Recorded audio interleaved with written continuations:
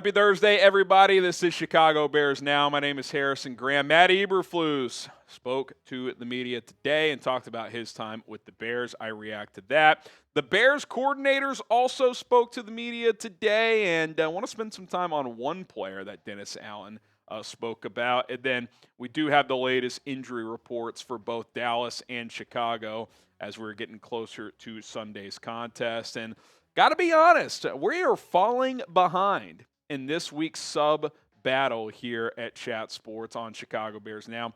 We've picked up 87 new subscribers since Monday. Cowboys report, I get it. Downey had a baby. He's got the second kid juice kind of boost this week. Listen, that's hard to compete with, but they're at 194. Can we close the gap here? I would love to take them down in new subscribers this week. Scientists say that'll increase our chances of winning on Sunday. That may or may not be true. Subscribe to the channel, free and daily Bears content. Let's take down the Cowboys report.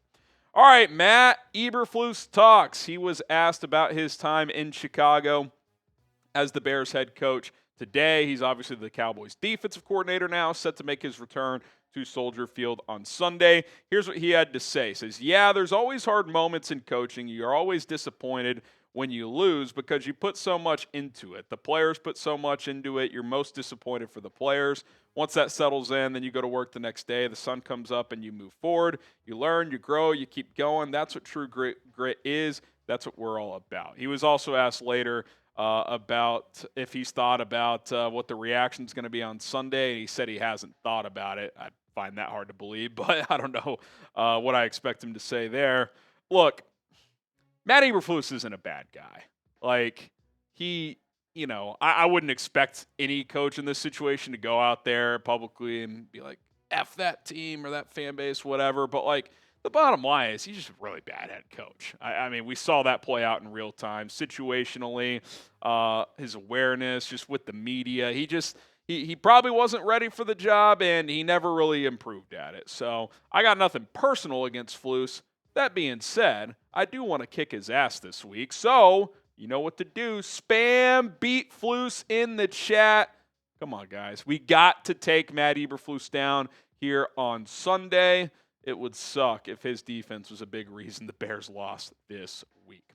All right, Shemar Turner, a guy we have not talked much about because he missed all of training camp with a high ankle sprain. He's been a healthy scratch the first 2 weeks, but could that change? Dennis Allen was asked about kind of his status and where he's at in his development after not playing the first 2 weeks. Here's what DA had to say today. Quote, really, it's just continuing to work and practice. He missed a lot of time in training camp, but I think he's turning a corner.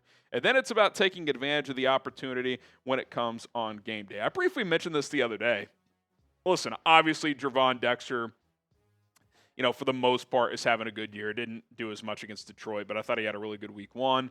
Grady, Jarrett, if healthy, is going to play a good amount. But let's face it, Andrew Billings, Chris Williams, 89 combined sacks, 5 tackles. They're not grading out well on PFF. They're not creating any splash plays. Now, Billings is he's more of a true nose. Turner, it probably fits more of that 3-tech mold. So I'm looking at like Chris Williams. If Grady Jarrett's active this week, okay, cool. Like, he's going to play, obviously. But, like, why can't Shemar Turner get snaps over Chris Williams? I would just flip that if I was Johnson and DA. Make Chris Williams inactive, make Shemar Turner active. I'm not saying give him 30 snaps. Give him 10 to 15 snaps, see how he does. Because in 30 snaps, Chris Williams is giving you nothing so far this year. So that seems like kind of just an easy swap to give the second-round pick some snaps and an opportunity. Remember, second-round pick here. Like, it'd be one thing if Chris Williams was, making plays in that rotation, but he's not. So even if you're unsure about how productive Shemar Turner is going to be, give him an opportunity because 2 guys in front of him and one that's a similar body type and is probably the defensive tackle position that Turner will play as well, has given you nothing. So that seems like an easy switch when it comes to Sunday. All right, coming up, we will get into some more takeaways from all 3 coordinators as Dennis Allen, Declan Doyle, and Richard Hightower spoke to the media today. But first, we want to show some love to our sponsor. That is, of course, PrizePicks, the best daily fantasy sports app in North America is PrizePicks. You and I make decisions every day, but on PrizePicks, being right can get you paid. Don't miss any of the excitement on PrizePicks, where it's good to be right? It's also good to have football back, which means I'm playing PrizePicks all the time, firing off tons of lineups. It's very easy to play as you just pick more or less on stat projections for 2 to 6 player lineups. If you get your lineup right, certain lineups can earn you up to 2,000 times your money. That's right, $10 can turn into 20,000 with PrizePicks. They also invented the flex play, which means you can still cash out if your lineup isn't perfect. You can double your money even if one of your picks doesn't hit. This week, the max discount that PrizePicks is offering is Patrick Mahomes more than half a passing yard. So I took that, added Caleb Williams and Dak Prescott more on their passing yards to make this a 3-player lineup this week. Caleb Williams at 218.5.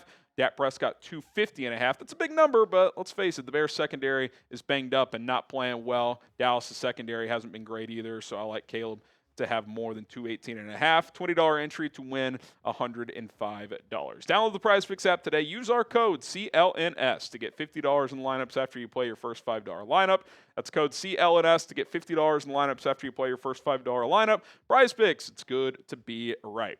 All right, more coordinator takeaways, and then we'll get to the injury report. Declan Doyle echoed the sentiment from Ben Johnson in terms of Caleb Williams improving. He said he also thought that from week 1 to week 2, Caleb showed clear signs of growth and that they expect him to do that from week 2 to week 3. So that's kind of the thing, right? Like the next step is taking another step. Now, Ben Johnson said yesterday it's not going to be every week it's better, but over the course of the season, and I said this before the year, from where it starts to where it ends in week 17, clearly it needs to be higher toward the end of the year than it was at the beginning. So it would be nice to see another step forward this week. Declan Doyle also expressed his respect for Eberflus and his defensive style as a whole. That's something Ben Johnson said as well yesterday, that Eberflus's defense at times gave them problems when he was the OC in Detroit, so they aren't brushing off what he's capable of in terms of calling a defense. Dennis Allen added this when it comes to Jaylon Johnson, saying that they're having to readjust certain things without him out there. Here's something in further detail that he said, quote, "We've been working without him most of training camp. We didn't have him in the first game, but anytime you lose a player of that caliber, it's a hindrance." Now, the good news is, the first part of that quote is, they didn't have him in training camp. So they do have a lot of practice reps with Tyreek Stevenson and Nashawn Wright as the 2 outside corners. Now, you might say, well, they had that last week and they got torched. They did, but also Jaylon practices the starter all week, got the start, obviously, and then they had to pivot. I'm not saying it would have been a different result if Jaylon never even started the game and didn't even practice, but at least there are those built-in reps from camp with Stevenson and Wright as the starters. They both just clearly have to play better, so hopefully they can do that. Richard Hightower, a couple thoughts from him. He was asked about Jake Moody, said they're excited to get him in, called him a very talented kicker, and they're going to develop him on the side. Obviously, the focus is on this week and what they're currently doing, but I don't think they brought him in by accident. Like, they see a big leg here. They see upside.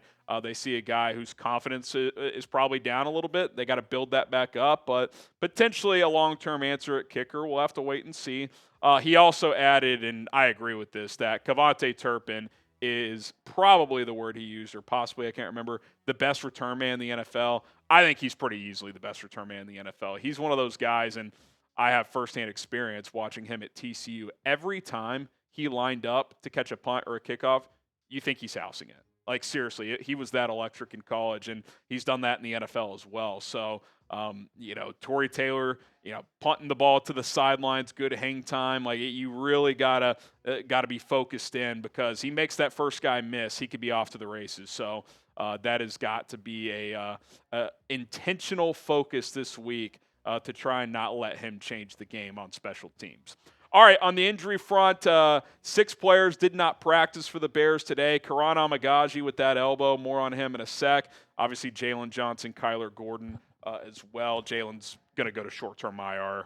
Could be out for the season, obviously, just a matter of completing that transaction. And by the way, side note, I assume they're going to sign Tano Passanio to the 53 once they do so, but we'll see. Jaylon Jones still did not practice, so as of now, you got 4 healthy corners. We'll see if that changes. TJ Edwards did not practice with a hamstring. Jeremy Fowler says he's a long shot to play. And then DeMarco Jackson, same deal, so a little thin at linebacker as well. Now back to Kiran Amegadjie. He must have gotten hurt yesterday because remember yesterday he was limited with an elbow injury, so probably what happened is he started yesterday's practice healthy, and then in the middle of practice something happened, so that's why he got put into the limited category because he started the practice but didn't finish it. That's my guess of what happened, so I'm not sure what's going on there, but what I do know is he can't stay healthy, man. It's reminding me of Tevin Jenkins, but at least Tevin Jenkins, when he played, was good. Kiran, it's like he had that major injury coming out of Yale, but now what's happening? Different body parts are getting hurt because, especially for these big guys, it's like an elbow might be more of a fluky thing, but when you have one injury, other parts of the body start to get injured, and I don't like where this is trending for him. In fact, I would not be shocked if when like an Austin Booker and or a Travis Homer come back, he could be a cut candidate, considering he's your 10th offensive lineman right now.